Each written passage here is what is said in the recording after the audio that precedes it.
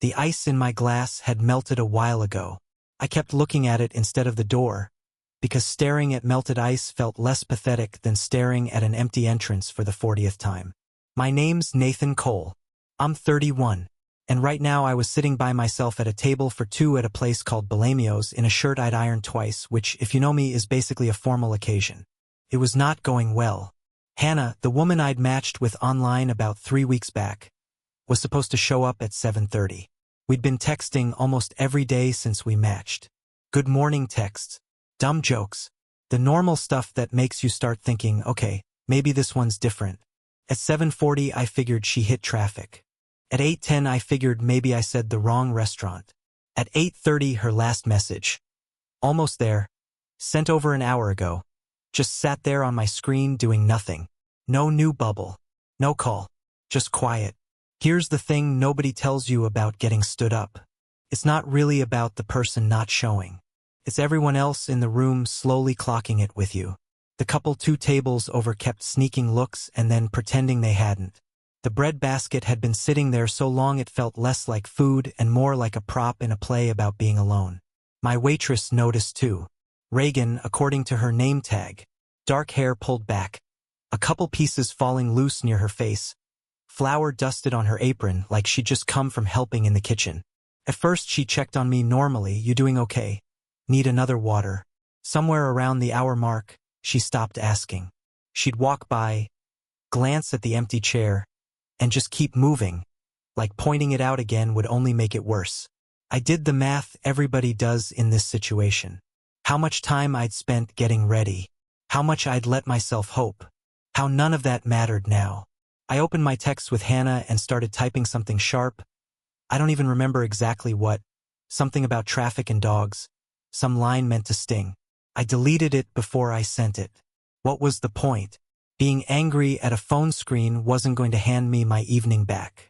I flipped the phone face down and raised a hand, hoping to flag someone down so I could pay for 2 glasses of water and go home. That's when I heard a tray get set down somewhere behind me. I figured Reagan was clearing another table. Instead, I heard a chair scrape, and when I looked up, she was sliding into the booth across from me, into the seat that had been empty all night. I froze with one arm half in my jacket sleeve. "You've been here almost 2 hours, she said. Not mean about it, just saying it. I don't think she's coming. I didn't have anything ready for that. I just looked at her, waiting for it to make sense. She folded her hands on the table. No pity left in her face anymore, just something calm, a little worn down. "My shift's basically over," she said. "And I have a question for you." I raised an eyebrow, still half convinced I'd misheard her. "Would you like to go out with me?" The restaurant went quiet in that way where nothing actually changes, but it feels like it does. I sat there, one arm still stuck in my sleeve, completely unsure whether I was about to laugh, ask her to repeat that, or just say yes before I talked myself out of it. She waited, didn't rush me, didn't smile like it was a joke.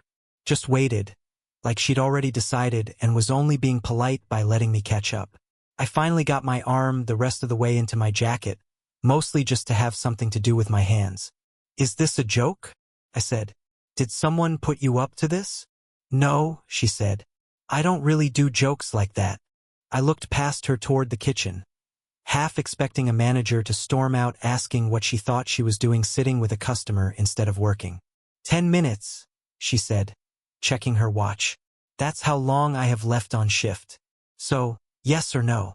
I looked at the empty seat where Hannah should have been sitting, looked at my coat half on, looked at Reagan, who was watching me with this patient, unbothered expression like she genuinely didn't care which way I answered.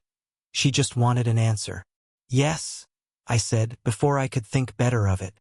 Something shifted in her face. Not a big grin, just the corner of her mouth going up a little, like she'd expected that but was still glad to hear it. "Good," she said, already standing. "Give me 5 minutes. ACT1 ends there, with me sitting alone again for just a moment, except this time it didn't feel the same at all. She disappeared toward the back of the restaurant, and I sat there running through everything that had just happened, trying to decide if I was actually going to go through with this or just quietly slip out the front while I had the chance. I didn't leave. I want to be honest about that. Some part of me almost did. But I'd already spent 2 hours proving to myself I could sit still and take a bad night on the chin. Leaving now felt like giving up on the one interesting thing that had happened all evening. Reagan came back out in under 5 minutes, apron gone, a worn denim jacket thrown on over her uniform shirt. Same hair, same tired eyes, but she walked different now, looser, like clocking out had physically taken weight off her. "Ready?" she said. "Not even a little," I said. "Let's go anyway." That got an actual laugh out of her, short and surprised, like she hadn't expected me to admit it. She pushed the door open and the cold hit us both at once, sharp enough that I actually felt more awake than I had in the last 2 hours combined. We started walking. I still hadn't asked where we were going, and she hadn't offered, so for the first block it was just the two of us and the sound of our shoes on the sidewalk. "So," I said, "you do this a lot? Sit down with strangers who just got stood up?" "First time, actually," she said. "Don't worry, you're not part of some routine. That's either really flattering or really concerning." "Take it as flattering," she said. "I don't have the energy for concerning tonight." I asked about Hannah, or rather, she asked and I answered. Told her honestly I didn't know if it was traffic, cold feet, or she just changed her mind halfway through getting ready. Reagan nodded like she understood exactly what that felt like. Being left waiting without a real reason why. "People do that," she said. "Decide something and don't bother telling the other person. Easier for them. Worse for whoever's left sitting there."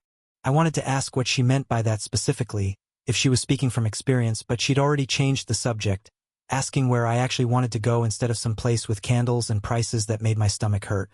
I thought about it for a second. One place came to mind right away. Wren's, a 24-hour diner about 6 blocks over. Cracked vinyl booths, sticky tables, coffee that tasted like it had been sitting on the burner since sunrise. My friends and I used to end up there after long shifts back when I did construction work in college. "I know a place," I said. "Fair warning, it's not fancy." "Good," she said. "Fancy is what I just clocked out of." We kept walking, and somewhere around the 3rd block the awkwardness between us started wearing off. She asked about my job. I told her I drafted blueprints for buildings I'd probably never actually step foot in once they were built. Technical, steady work, the kind that pays fine and never really excites you. "Sounds like my old job," she said. "What was your old job?" She hesitated, just slightly, stirring nothing in particular with her hand like she was buying a second to think. "I still do some of it, actually," she said. "It's not as far behind me as I probably made it sound just now." I didn't push. Whatever it was, it clearly wasn't a 5-minute answer, and tonight didn't feel like the night to dig for one. Wren's neon sign came into view up ahead, a couple letters flickering weakly. The place smelled like coffee and fried food the second we walked in, familiar in a way that actually settled something in my chest after the stiff quiet of Bolaños. We slid into a booth near the back, one with a strip of duct tape holding the cushion together. Reagan ran her hand over the tape and smiled for real this time.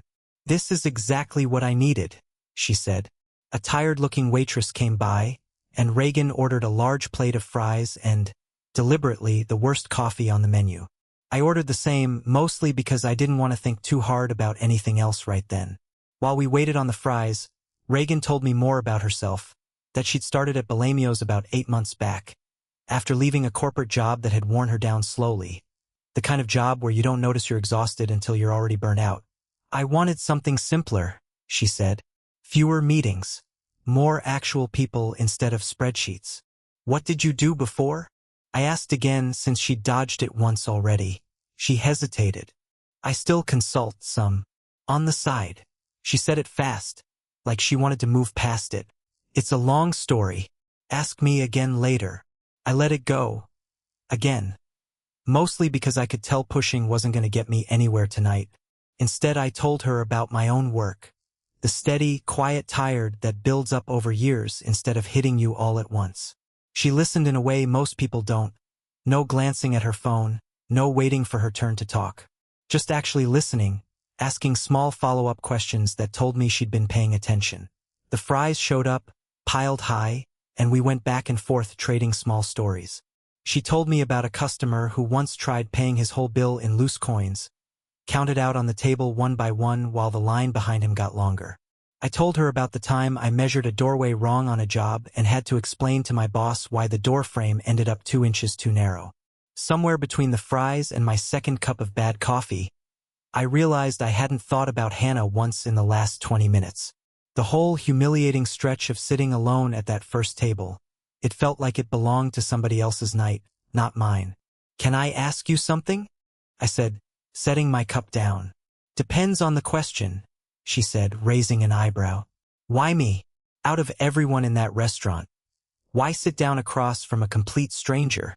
She turned her cup slowly on the table, thinking about it for a second before answering. "Because you didn't make a scene," she said. "You didn't yell, didn't complain loud enough for the whole room to hear you. You just sat there, disappointed, trying to hold it together quiet. That's rare, actually." I didn't really have a response for that, so I just nodded, and we sat a while longer, the diner slowly emptying out as the night stretched later. A cook in the back turned off one of the overhead lights, which was as close as this place got to a last call.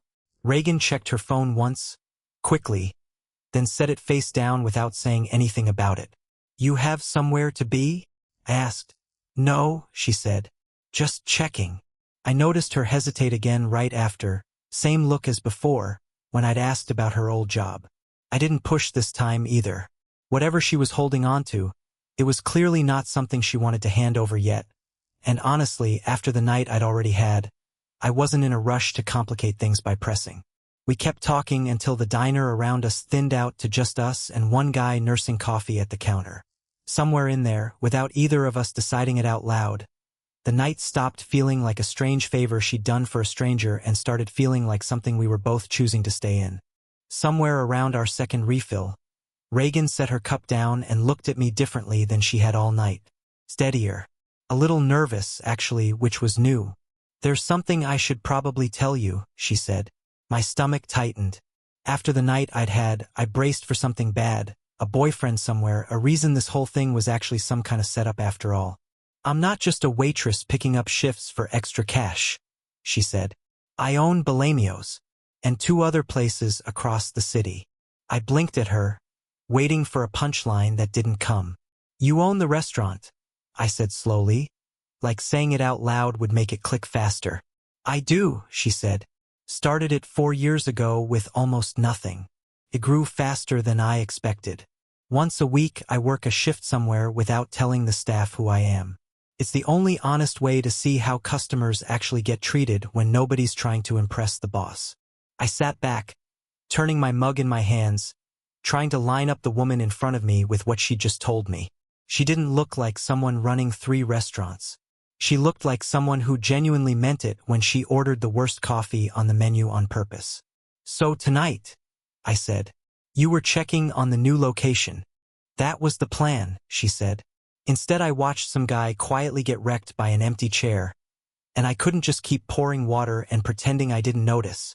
She was watching my face closely while she said all this, like she expected something to shift. For me to get more careful, more polite, start treating her differently now that I knew what she owned. It didn't happen, mostly because I was still too caught off guard to know how to act differently even if I'd wanted to. "Why tell me now?" I asked. She shrugged, but it wasn't a careless shrug. It looked like it cost her something to do it. "Because most people, once they find out, start acting different," she said, laughing harder at stuff that isn't funny, agreeing with everything I say. "I wanted 1 more hour of you not doing that before I told you." I thought about that, how strange it must be, never fully knowing if someone actually likes you or just likes what you have. It made a lot of the night click into place. Her walking away from a shift on a whim. Her being completely comfortable ordering the cheapest thing on a diner menu like it was the best meal she'd had all month. "For what it's worth," I said, "the version of you I've spent the last hour with, the one who sat down across from a stranger and ordered fries on purpose because the coffee's bad, that's the one I actually care about. Not what you own." She exhaled, slow, like she'd been holding that breath waiting for a different reaction. The kind where I'd suddenly start treating her like an opportunity instead of a person. "People don't usually say that," she said quietly. "Well," I said, "I'm not usually people, apparently." I got stood up tonight and somehow ended up here instead. So clearly I don't know how normal works anymore. That got a real laugh out of her. The kind that came from somewhere lower in her chest, not just her mouth. We kept talking, the diner emptying further around us until it was near closing and the cook up front started wiping down the grill in slow, tired circles. Neither of us made a move to leave, even after the lights over the counter dimmed a notch, which I guessed was the diner's version of a last call. Over the next few weeks, what started as one strange, impulsive conversation in a diner booth turned into something steadier than either of us probably expected going in. Reagan texted first more than I figured someone running 3 restaurants would have time for. We kept ending up back at Wren's, claiming that same cracked booth like it belonged to us now, ordering the same fries and the same bad coffee every time without ever officially deciding that was our thing. It just became our thing. One night, over that same booth, she told me most people treated her differently once they found out what she owned. Agreed too fast.